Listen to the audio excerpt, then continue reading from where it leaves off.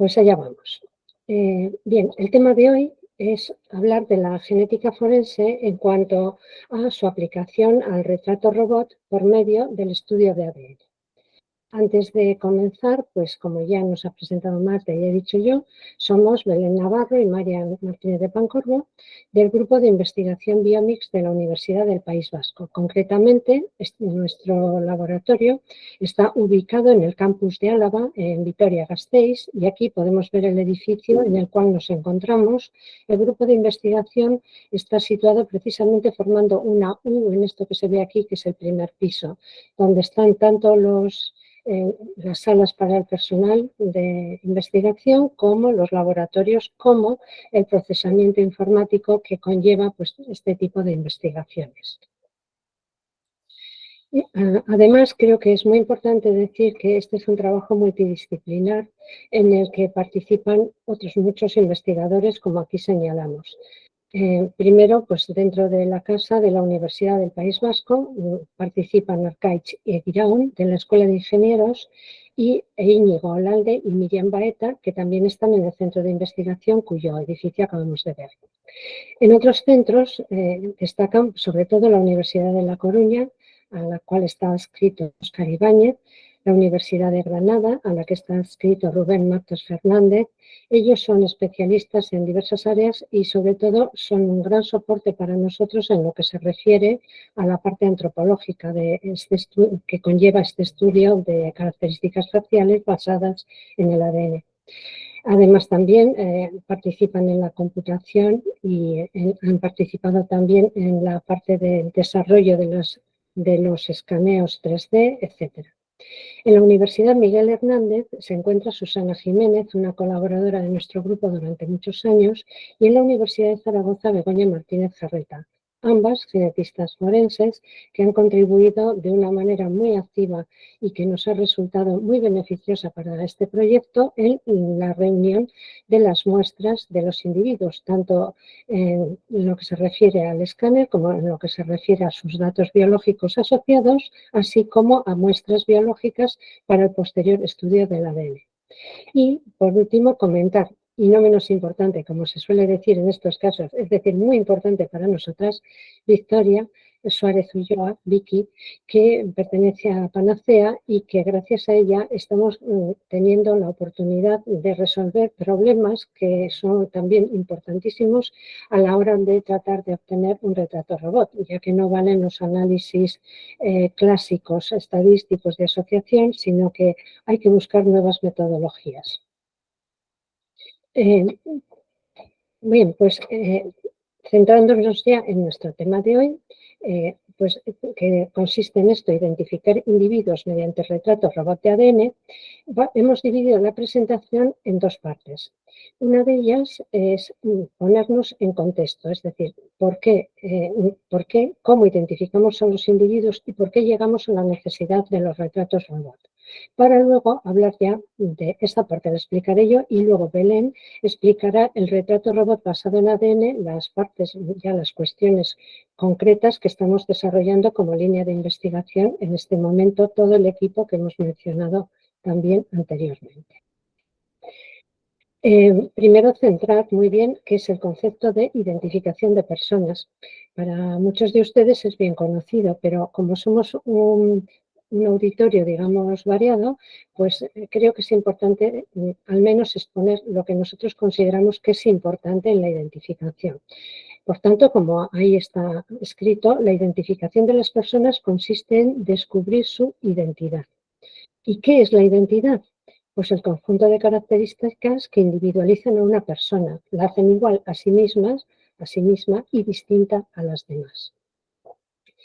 La identidad es un término muy importante, no solo en genética forense, como estamos hablando hoy, sino también en aspectos psicológicos, sociológicos, económicos, etc. Es decir, nuestro sistema está basado en realidad, es un sistema global basado en la identidad de las personas. Por ello, la identificación puede responder a diversos fines y se lleva a cabo en diferentes ámbitos. Desde un punto de vista biológico, lo que más nos afecta es la identificación de personas que pueden ser bien sospechosos, bien víctimas en el ámbito forense. Y además también la identificación de restos de personas desaparecidas, que pueden ser desapariciones individuales o pueden ser desapariciones en más accidentes masivos, catástrofes, eh, cuestiones bélicas, etcétera. Y por último, también hay que tener en cuenta que muchas de las identificaciones se hacen por cuestiones de seguridad. Para no alargarnos en el tema, pues vamos a ir empezando a hablar de los principales tipos de identificación que vamos a revisar muy brevemente para luego llegar al retrato robot basado en el ADN. Los principales métodos de identificación los podríamos reunir en este grupo: verificación documental, verificación automatizada, identificación visual, identificación mediante perfiles genéticos, identificación basada en retrato robot, que puede ser convencional, o retrato robot basado en ADN, e incluso podríamos mencionar otros como el ADN de la microbiota, en el cual no vamos a entrar hoy, pero meramente decir aquí que es un campo también en desarrollo, ya que se está demostrando que el contacto con las superficies de los dedos de los individuos deja un rastro microbiológico cuyo ADN se está revelando que es específico, prácticamente identificativo de las distintas personas. En cuanto a los métodos de identificación habituales, podemos mencionar la verificación documental. La verificación documental, pues como por todos es bien conocido, consiste bien en documentos como el Documento Nacional de Identidad o documentos de identidad con su nombre correspondiente en otros países, pasaporte, etcétera. Aquí tenemos pues un pequeño ejemplo por el cual se demuestra que sin estos documentos no podremos pasar, por ejemplo, la puerta de embarque en un aeropuerto y tampoco podremos entrar en países que no sean el nuestro, ya que nos pedirán nuestro pasaporte o documento nacional de identidad si estamos dentro de la Unión Europea. Estos son los más conocidos y requieren una verificación visual por parte de las personas que lo llevan a cabo. Hay situaciones, sin embargo, en las cuales no es necesaria la verificación visual, porque lo que se hace es una verificación automatizada. Aquí es cuando hacemos una comparación entre una característica de una persona con respecto a la misma característica que está almacenada en una base de datos.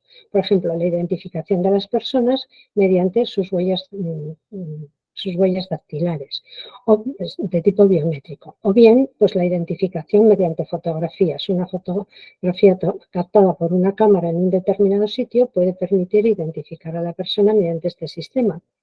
Ya un poquito más sofisticadas y de menos uso habitual, pero sí en ciertos ámbitos, son las identificaciones mediante el iris y también están las identificaciones mediante voz.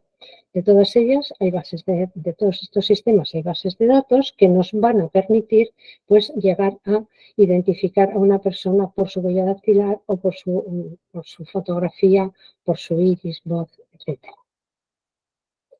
Por otro lado, tenemos la identificación visual, que es la que se realiza mediante testigos.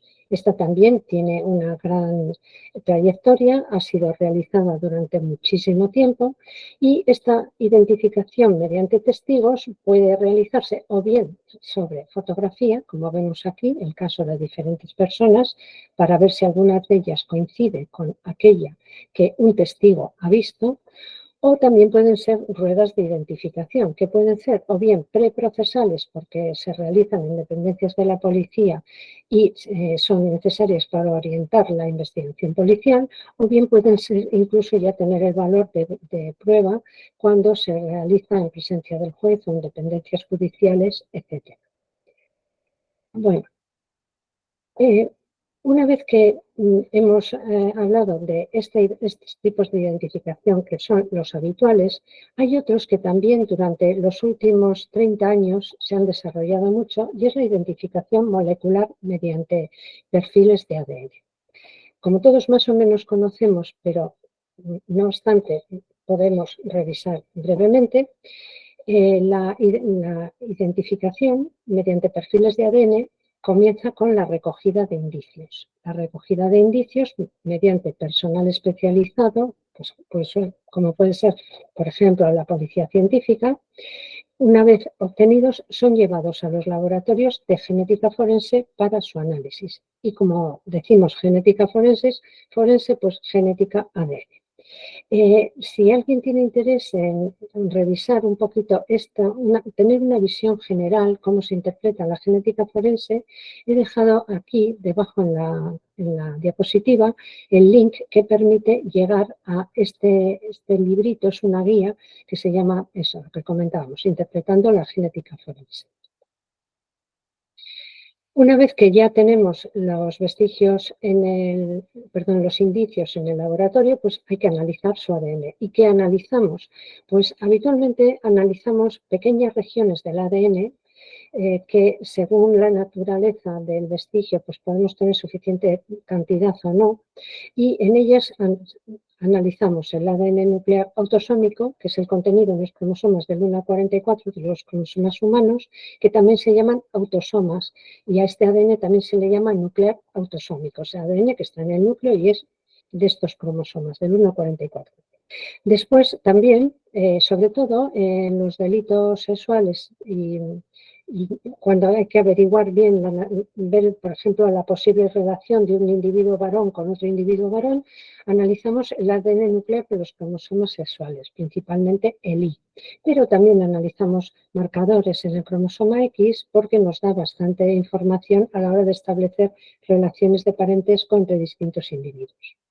Y cuando la cantidad de ADN es muy pequeñita, no es suficiente, no llega, analizamos el ADN mitocondrial. Este ya no está en el núcleo, está en las mitocondrias y este ADN es muy rico en número de copias. Por eso, aunque esté muy degradado en general el vestigio que estamos estudiando, pues por ejemplo, imaginemos un hueso de hace incluso 3000 años. Pues por muy poquito ADN útil que podamos obtener, como este tiene muchas copias, pues nos permite obtener suficiente para hacer el análisis de este ADN. Bien, una vez que ya hemos analizado esas regiones del genoma, que son las regiones, son pequeñitas, decíamos, son STRs, Small Tandem Repeats, pero son muy interesantes, sobre todo eso, en el ADN nuclear y en los cromosomas X e Y, porque son muy variables entre los individuos. De hecho, el análisis de un conjunto de estas regiones, como vemos aquí, pues nos permite identificar perfectamente a una persona de cualquier otra, siempre y cuando no tenga gemelo. Si ya la persona es gemela de otra, pues ahí ya va a coincidir en su ADN, este ADN que decíamos de STRs, que es el autosómico nuclear, pues va a coincidir con su gemelo, evidentemente.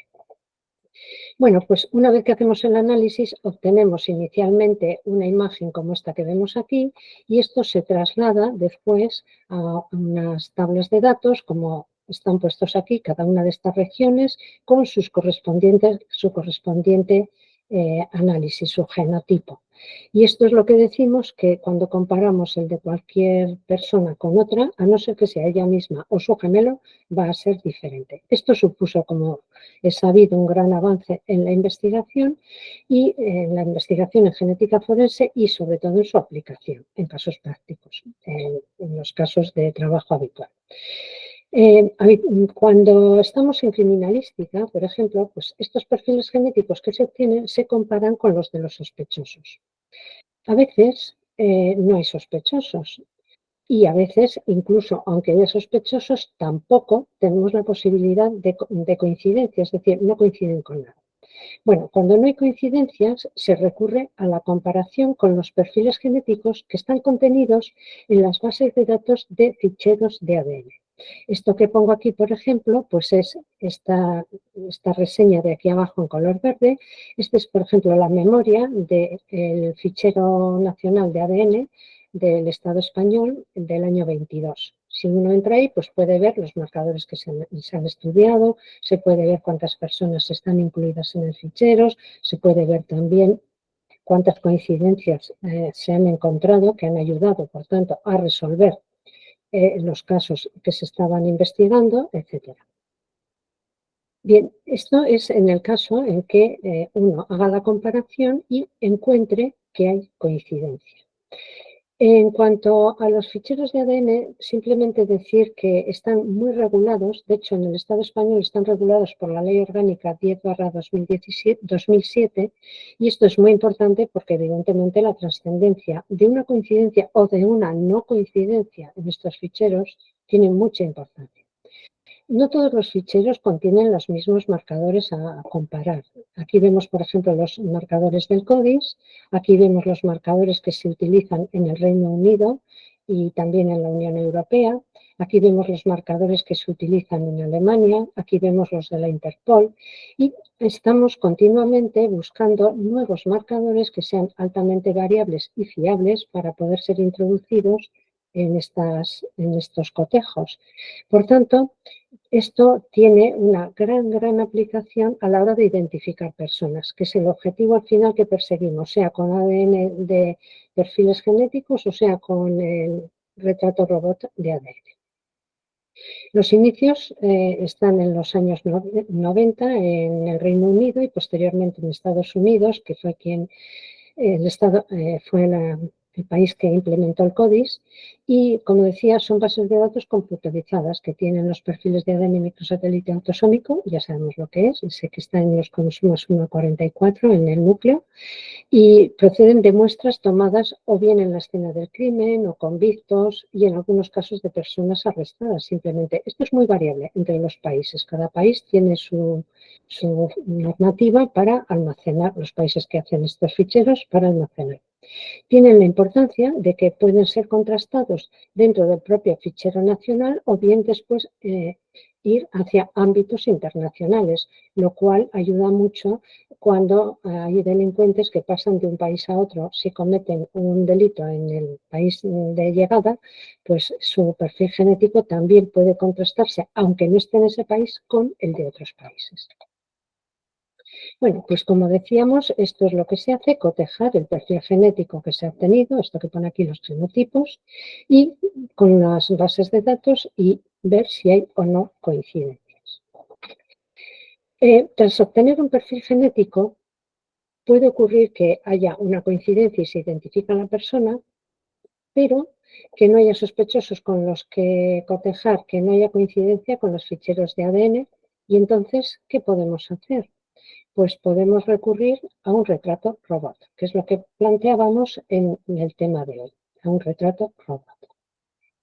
Bien, tenemos diversos tipos de retrato robot. Como he dicho al principio, voy a hablar de los retratos robot que actualmente se están utilizando para después, Belén, comentar el retrato robot basado en ADN.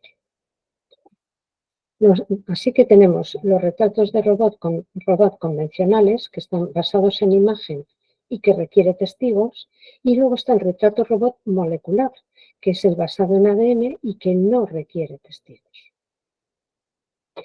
Los inicios del retrato robot convencional, que todos más o menos ahora podemos tener en la cabeza o imaginar, se basa en el uso de fotografías y dibujos para identificar y que luego servían para aprender a los delincuentes, tal como se definió inicialmente. Data de la época data de 1880, cuando el criminólogo francés Alphonse Bertillon estableció el sistema que él llamó portrait parlé, retrato hablado, pero que hoy día es lo que se llama retrato robot. Este sistema consistía en fotografías de frente y de perfil de delincuentes. Es importante que eran solo delincuentes, no como los desarrollos posteriores que abarcan más personas. Estas fotografías eran cortadas en secciones y montadas de modo que mostraran características particulares. Por ejemplo, si el testigo decía he observado una nariz aguileña, pues se ponía en la sección correspondiente a nariz aguileña, o bien una barbilla afilada, orejas salientes, etc. Y todo esto ayudaba a los policías a reconocer a los delincuentes buscados si se encontraban con ellos.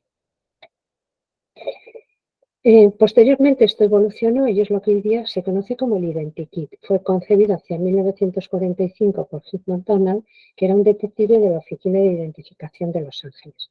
Tomó unas 50.000 fotografías de rostros. las dividió en 12 secciones principales y así creó un sistema de unos 400 tipos que se podían contrastar, es decir, como esos recortes que decíamos que se podían incluir según lo que el testigo fuera describiendo. Y correspondían a ojos, labios, narices, barbillas, límites de cuero cabelludo, cejas, barbas, bigotes, etc. Entonces, para buscar el parecido con lo que visto por el testigo, se intercambiaban las características que estaban dibujadas en hojas de plástico transparente y se superponían hasta crear un retrato de la persona buscada. Posteriormente, hay una segunda versión del Identikit debido a Pat Dunleavy, agente de la Real Policía Montada de Canadá, basada en hojas de plástico con fotografías de rasgos faciales. En este caso es más amplio todavía el fichero. Y bueno, como comentábamos, para hacernos una pequeña idea, pues aquí se ve cómo en presencia del testigo pues se van eligiendo los diferentes rasgos faciales. Una vez obtenido el retrato robot, todavía se puede afinar mediante la colaboración de un dibujante y actualmente ya mediante computación. Y esto pues, se puede hacer añadiendo detalles como la sombra de la barba, las manchas de la piel, cicatrices, cejas de forma peculiar, actualmente tatuajes, muy útiles también, etc. Y todavía, como decía, no solo por el dibujante, sino por la computación se mejora mucho.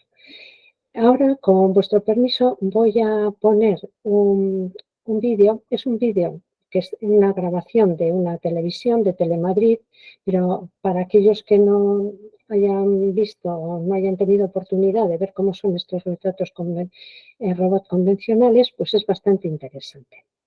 Vamos a ver si funciona adecuadamente. Tengo que preguntar, ¿se sigue viendo bien? Sí, perfectamente. Sí. Vale, perfecto. Como veréis hay anuncios y demás. No los he quitado ni los puedo. Era demasiado complicado editar todo esto, así que vamos directamente con el vídeo para poder tener una pequeña idea. Ya está todo inventado, pero somos algo inacabados. Ir a bailar, sin saber. Buenos días, soy el teniente Raúl. Bienvenidos al Departamento de Identificación de Servicio Criminalística de la Guardia Civil. Ustedes aquí lo que hacen es identificar a personas. Sí, correcto. Cuando no tenemos otro medio de identificación, como puede ser, por ejemplo, el ADN o las huellas dactilares, que es lo más común, hay que recurrir a otro método. Y uno de estos es el retrato robot. Antiguamente se empleaba este tipo de plantillas, que era el Identikit, en el que se iba poniendo, dependiendo de la manifestación de la víctima, por los rasgos principales, por ejemplo, los ojos, la nariz y la boca. Hoy en día, algunas veces nos llegan informes en el que la víctima pasa mucho tiempo desde la Comisión de Derecho Delictivo y tenemos que caracterizar a esa persona de cómo sería ahora. Este es un ejemplo. Entonces, en este caso, lo hemos puesto sin pelo, lo hemos puesto con pelo largo, incluso caracterizado con gorra, con gafas. También hacemos otro trabajo que es el de tema de envejecimiento. Aquí puede haber pasado unos 30 años más o menos. Entonces, bueno, no sabemos exactamente cómo es la persona, si tiene pelo, o ya se le ha caído, si se ha dejado barba, perilla, las arrugas también es muy importante. Aquí estamos viendo ejemplos de casos reales. Correcto, aquí tenemos casos reales que han sido positivos y es verdad que son bastante precisos a la hora por parte de la víctima en este caso. Yo no sé si sabría describir muy bien a una persona. ¿En qué me tendría que fijar? Claro, normalmente lo que la gente se tiene que fijar o se debería de fijar, o lo que normalmente se fija es en la zona triangular, que son ojos, nariz y boca. Ojos, por ejemplo.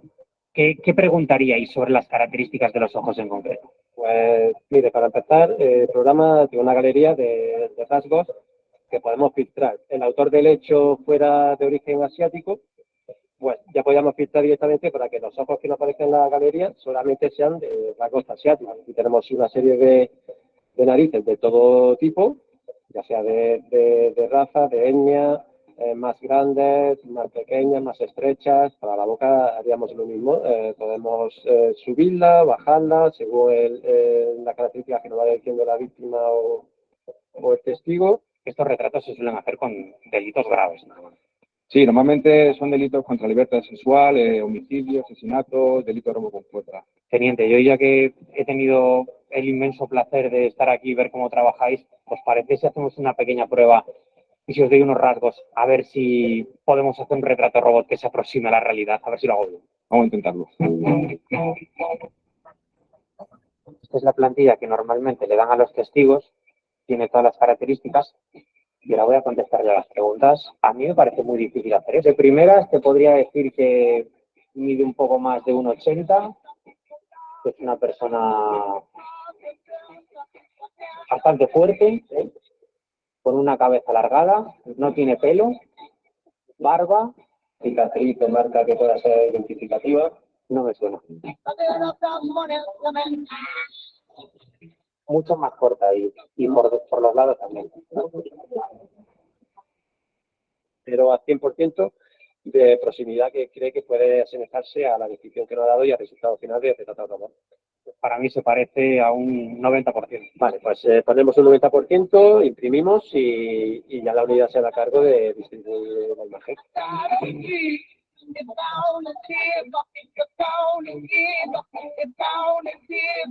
Bueno, claro, se habrá quedado con ganas de saber quién era ese delincuente. Pues a ver si ustedes lo reconocen. Este es el retrato robot de la persona que estamos buscando.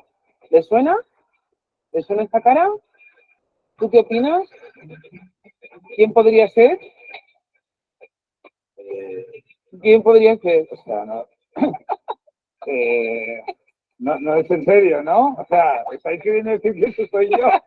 O sea, Muchísimo más guapo en persona. me han llamado de todo, pero delincuente. Bueno, hijo, pero era una broma. No está nada mal hecho el retrato robot, Bueno, ¿eh? espero nunca estar en mujer captura, ¿eh? Nunca. Bien, pues como podemos ver, ha hecho un retrato robot con mucho éxito. Pero tenemos que tener en cuenta que es que conocía muy bien a la persona. Por tanto, en este caso era un, digamos, testigo muy fiable. Después, además del Identikit, también se han ido desarrollando otros sistemas, como por ejemplo el PhotoFit, que es usado por la Policía del Reino Unido desde 1970.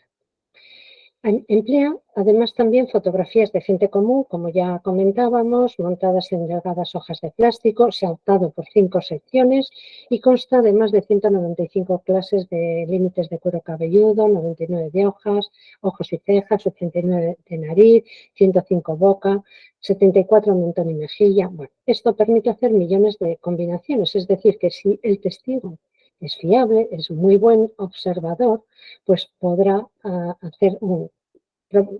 aproximarse a un retrato robot muy parecido al del individuo del cual se pretende hacer. Además tiene una ventaja y es que integra rostros de ascendencia europea, pero también otros complementarios, porque claro, esto varía según las diferentes poblaciones. Entonces hay de indios norteamericanos, nativos de la India y aborígenes de tribus afroantillanas. Si nos fijamos es lógico esto, porque son precisamente los principales grupos de poblaciones que conforman o que se pueden encontrar en el Reino Unido. Perdón, sí, en el Reino Unido. Bien. Aquí vemos un ejemplo de cómo el PhotoFit pues, puede llegar a proporcionar un determinado retrato robot. Sí que hay algunos cambios, algunos aspectos que no son esenciales, pero bueno, básicamente esto parece que permitiría poder llegar a identificar a la persona si se la encontrase por la calle, o bien si se tuviera un álbum o un registro o un fichero de fotografías de personas. Pero los retratos robot basados en testigos tienen un gran desafío, y es que los testigos tienen dificultades para proporcionar información precisa. Y para que podamos ver esto, vamos a intentar hacer una pequeña prueba nosotros mismos en este momento. Es evidente que entre los asistentes hay personas que están muy bien entrenadas y que son capaces de hacerlo muy bien, y estamos otros que no estamos entrenados para ello y somos bastante desastrosos a la hora de poder realizar un retrato robot. Dar la información. Para verlo vamos a hacer una pequeña prueba que nos puede permitir hacernos a esa idea. En concreto, Estaba abierto, pero se ha cerrado. En concreto, lo que vamos a hacer es... Lo siento, ahora he hecho algo que no tenía que hacer. Estaba abierto el fichero, pero como he hecho un cambio de pantallas, bueno, pues vamos a verlo. Vamos a intentarlo nosotros, a ver si somos capaces. Bien, esto es el Photofit y aquí lo que nos van a proponer es a ver si somos capaces de, o cuántos somos capaces de proporcionar información para un retrato robot. Lo que nos ocurre es que tenemos una escena del crimen y solamente hay testigos, entonces testigos visuales de la escena, pero no hay otro tipo de evidencia de momento que sea útil. Nos van a mostrar una fotografía, o sea, una imagen del sospechoso que han visto los testigos y luego nos van a pedir que hagamos un retrato robot. Así que nos ponemos a ello. Nos van a mostrar aquí y vamos a tener 5 segundos para ver al sospechoso.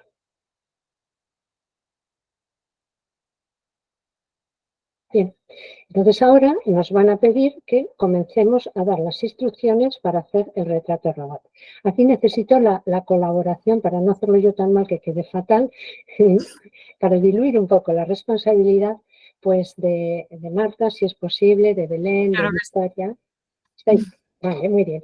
Bueno, pues lo primero que nos preguntan, a ver, voy a ver si se está viendo bien. Ah, perdón. Lo primero que nos preguntan es sobre cómo tiene el cabello. ¿Cuál de estos cabellos nos parece que se aproxima más a la persona que hemos visto? Era un cabello rubio, creo recordar, ¿no? Sí, era rubio. Melena. Sí. Sí, melena. Perfecto, gracias. ¿Cuál de estas melenas os parecería más apropiada? Yo creo que la de abajo. La de bueno, abajo. Esta. No, la que no tiene flequillo, esa. Esa. Pero bueno, no sé si No, alguien... perfecto. No pasa nada, eso sería. Vale. Después nos van a preguntar por sus ojos. Entonces, pues ojos claros. Perdón, sí, se ha ido. Ay, lo siento, ¿eh? Ahora ya. Vaya, estos son los problemas del directo, ya sabéis, ¿no? Vale. Pues no quiere. Ya lo siento, no. Es la primera vez que me pasa que no quiere, pero ahora no quiere. Voy a ponerlo más pequeñito, a ver si así le gusta más. Ahora nos cambiaría la persona. Bueno, pues lo siento. Era de suponer que nos iba a dar guerra, ¿eh? Es que no quiere funcionar el Photofit. Lo voy a hacer sin hacerlo grande y no tengo que repetir, vamos a empezar de nuevo, ¿vale? A ver, un poquito más grande. Ahora el criminal criminal sospechoso va a ser diferente, lo siento, fijaos bien. Vale, comenzamos de nuevo. Entonces, hemos visto en cuanto al cabello que era una persona de cabello, una persona negra de cabello rizado, ¿verdad? Sí. Sí. Por ejemplo,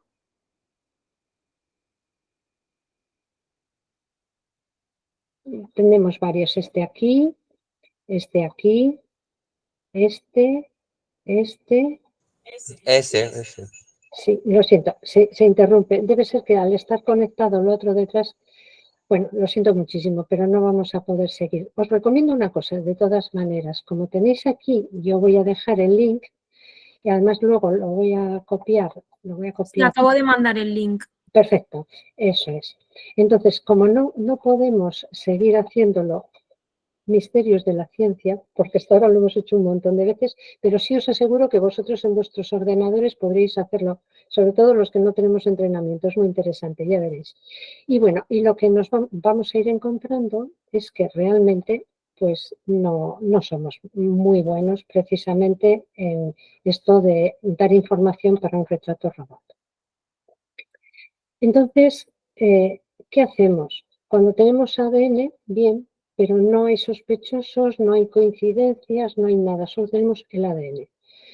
Podemos tener testigos, pero aportan poca información o ni siquiera tenemos testigos. Entonces, ¿qué hacemos? Bueno, pues una posibilidad es predecir el aspecto físico a partir del ADN.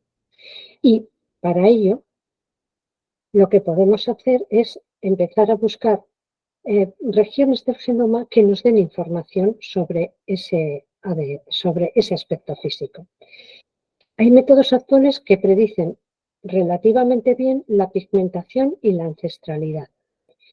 O sea, que es decir, no tenemos un retrato robot de la persona, no tenemos una apariencia de su cara, pero sí podemos saber, por ejemplo, si tiene los ojos claros o azules o bien oscuros, si su cabello también es claro o oscuro, si su piel también es clara o oscura, y luego también con valores intermedios. Eso actualmente se cumple bastante bien. Aquí lo que estudiamos son unas regiones del genoma que se llaman SNPs, que son muy sencillitas, son cambios de una base, nada más. Una base en un determinado punto del genoma. Un individuo, por ejemplo, tiene una A, una adenina, otro individuo en esa posición tiene una guanina, otro individuo en esa posición tiene una timina. Claro, así solo tendríamos 3 tipos, pero como luego tenemos miles de SNPs, pues incluso ya con 165, perdón, con unos 30 y tantos SNPs ya podemos llegar a predecir la pigmentación de la persona. Pigmentación en cuanto a lo que comentábamos, color de los ojos o del iris, el color del cabello y color de la piel. Y esto se hace mediante un sistema bastante bien instaurado en los laboratorios, que es lo que se llaman el estudio de los SNPs, que se hacen mediante la técnica de snapshot, que luego ya volverá Belén sobre ello un poquito, su utilización en el caso del retrato robot. Y luego también se puede hacer una predicción de la ancestralidad. Esta predicción de la ancestralidad establece las probabilidades de que un ADN pertenezca a un individuo de un determinado origen y, por tanto, informa a grandes rasgos sobre la apariencia física. Por ejemplo, un individuo que tenga en su genoma un 90% de ascendencia europea, pues de presuponer que será un individuo de piel no muy oscura y que puede tener ya de entrada pues un cabello, si es adulto, un cabello castaño, pues el castaño claro, etcétera, ¿no? Y los ojos oscilarán entre marrones y azules. Es decir, combinado ambas, la predicción de la pigmentación y la predicción de ancestralidad, nos pueden dar una idea un poco sobre el individuo. Pero claro, estas fuentes de información, aunque funcionan bastante bien, son todavía son limitadas, en el sentido de que la pigmentación funciona muy bien, pero es poca la información que nos da, porque solo nos dice eso, el color del individuo, si dijéramos, y la ancestralidad no es tan precisa, por tanto, pues bueno. Por ese motivo, al final nos vemos en la necesidad de buscar nuevos métodos, que es precisamente lo que ahora va a contar Belén, que es el retrato robot basado en ADN. Pues Belén, dejo de compartir y cuando tú quieras, pues pasas a la exposición. Vale, pues nada, después de toda esta explicación que ha dado María, para ponernos un poco en contexto, yo voy a hablar del retrato robot ya basado en ADN y, o sea, no tanto de la pigmentación, sino más parte de la morfología facial. Entonces, bueno, el enfoque inicial para entender un poco la variación facial humana, la base genética que tiene, en principio se centró en estudios de genes candidatos que estaban dirigidos, pues, que estaban involucrados en el desarrollo craneofacial o que estaban involucrados en algún síndrome. Pero más recientemente, los estudios GWAS, que son los estudios de asociación del genoma completo, han demostrado ser pues, una herramienta bastante útil y bastante valiosa para explorar esta correlación que hay entre la variación facial y los marcadores de fenotipo, ¿vale? Normalmente son de tipo SNPs, que son de base única. Pero bueno, hasta la fecha, estos estudios pues, han identificado numerosos marcadores genéticos que están implicados en la morfología facial. El problema que tenemos es que muchas veces estos marcadores que se han descubierto, luego cuando se replican en otros estudios, ya no pasan a ser no significativos.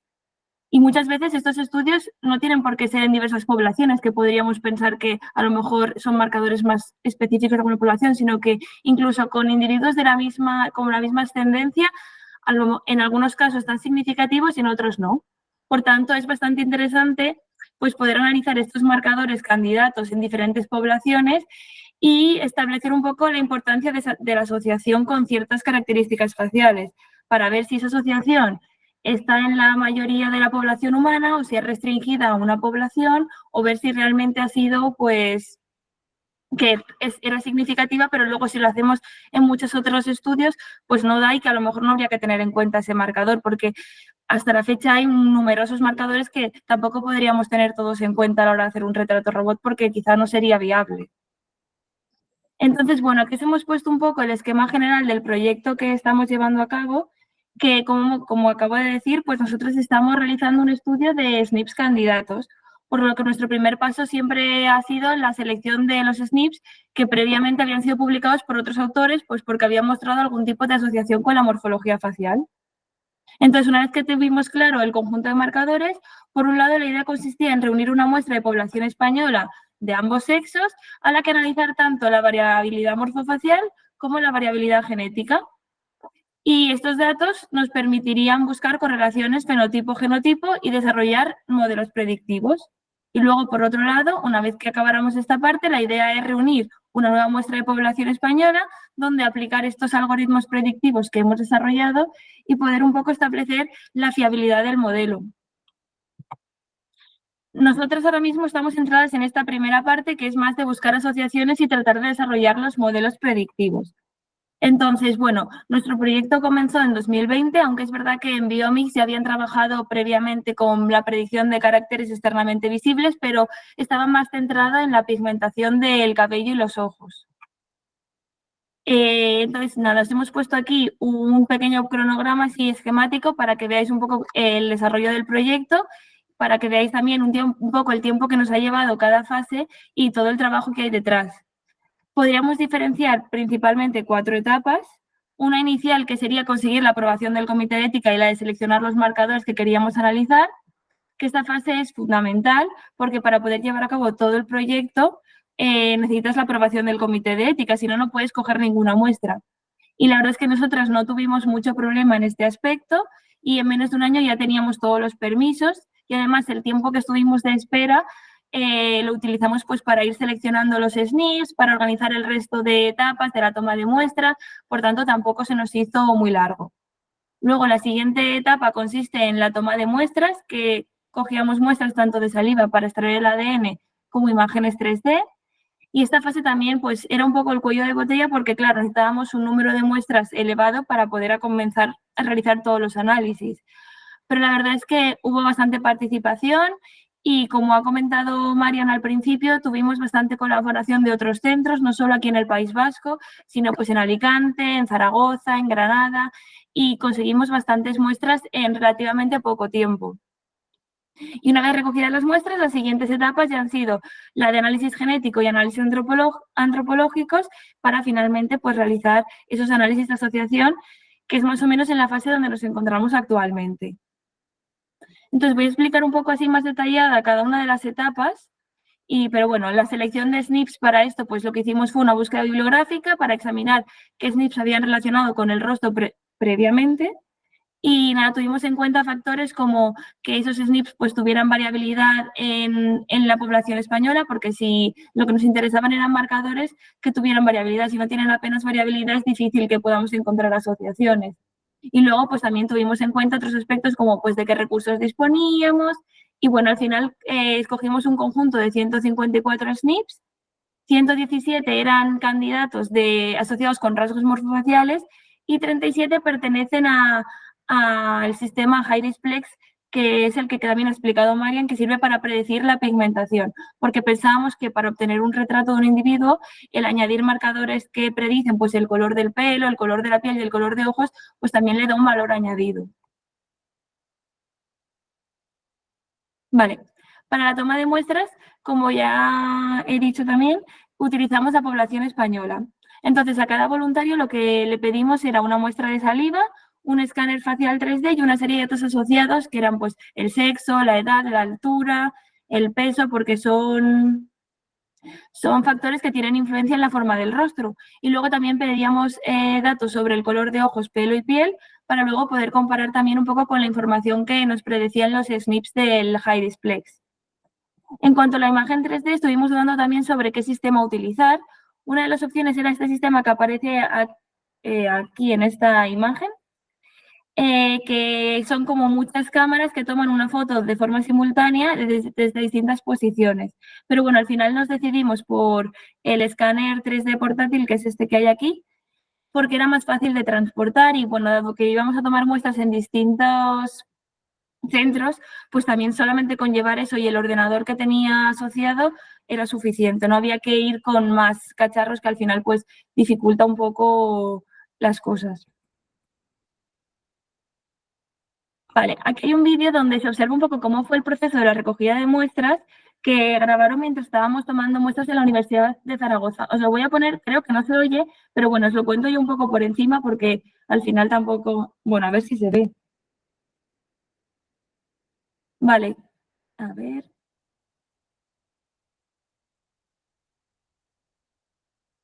Vale, pues nada, por ejemplo, esto sería una toma de muestras, entonces vendría el voluntario, previamente había tomado cita con nosotros y nada, ahí se ve cómo se está tomando la muestra de saliva con los hisopos, siempre pedíamos 3 y luego esto sería el escáner, que pues, a ver, aquí está hablando, a ver...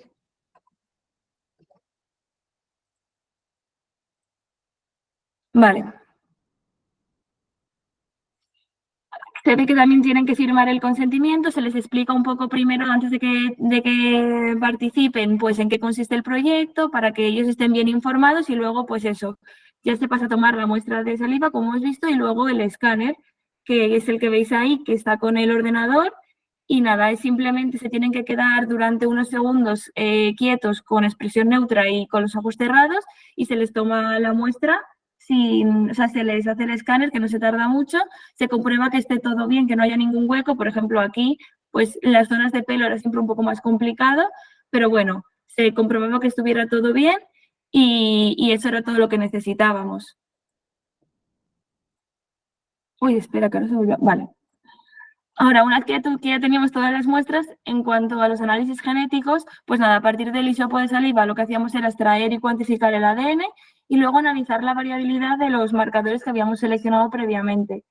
Se empleó principalmente la técnica de FluidIGIM, pero había algunos SNPs que mostraron incompatibilidad. Entonces, en esos casos, se utilizó la tecnología Snapshot, que diseñamos nosotras 3 paneles y los pusimos a punto en nuestro laboratorio.